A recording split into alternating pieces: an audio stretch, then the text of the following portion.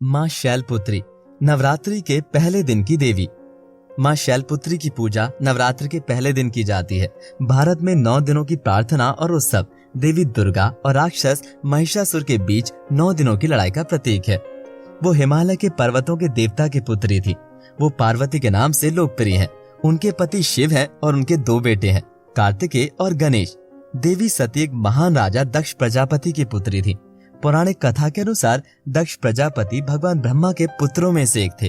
दक्ष नहीं चाहते थे कि उनकी बेटी सती शिव से शादी करे, क्योंकि वो शिव को एक गंदा तपस्वी मानते थे जो एक ऊंची परिवार की लड़की से शादी करने के योग्य नहीं था।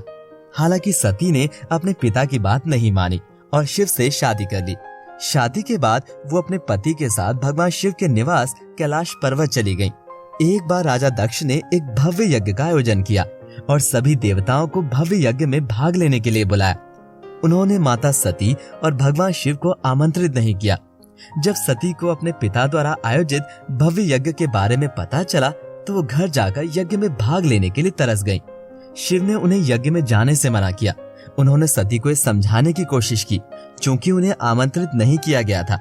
इसीलिए ये स्पष्ट था कि राजा उन्हें वहां नहीं चाहते थे। लेकिन सती ने अपने पति की सलाह को अनसुना कर दिया और अकेले ही समारोह में चली गई। वहां उन्हें बिन बुलाए जैसा महसूस हुआ, क्योंकि कोई भी रिश्तेदार उन्हें देखकर खुश नहीं था, जिसमें उनके अपने पिता राजा दक्ष भी शामिल थे। केवल उनकी मां प्रसूति अपनी बेटी को देखकर प्रसन्न हुई और उसे गले से लगा लिया। सती को अपने ही घर में ऐसा महसूस होने पर बहुत पीड़ा हुई। दक्ष ने अपने सामने और सभी मेहमानों की उपस्थिति में शिव का अपमान भी किया। ये सती के सहन करने के लिए बहुत अधिक था। अत्यधिक दुख में वो पवित्र यज्ञ के लिए बनाई गई वेदी पर यज्ञ की आग में कूद गई। सती के आत्मदाह की खबर शिव तक पहुंची। अपने क्रोध में उन्होंने वीरभद्र एक भयानक रूप का आह्वान किया और तुरंत दक्ष को नष्ट करने के लिए आगे बढ़े। उन्होंने दक्ष का सिर काट दिया और पवित्र यज्ञ के लिए तैयार की गई संपूर्ण यज्ञोपवीत को नष्ट कर दिया। शिव ने अपनी पत्नी की आधी जली हुई लाश को ले लिया, क्योंकि वो मृत्यु के बाद भी उनसे अलग नहीं हो सकते थे। जैसे ही शिव शरीर को अपने साथ ले गए, शरीर के अंग विभिन्न स्थानों पर गिरे।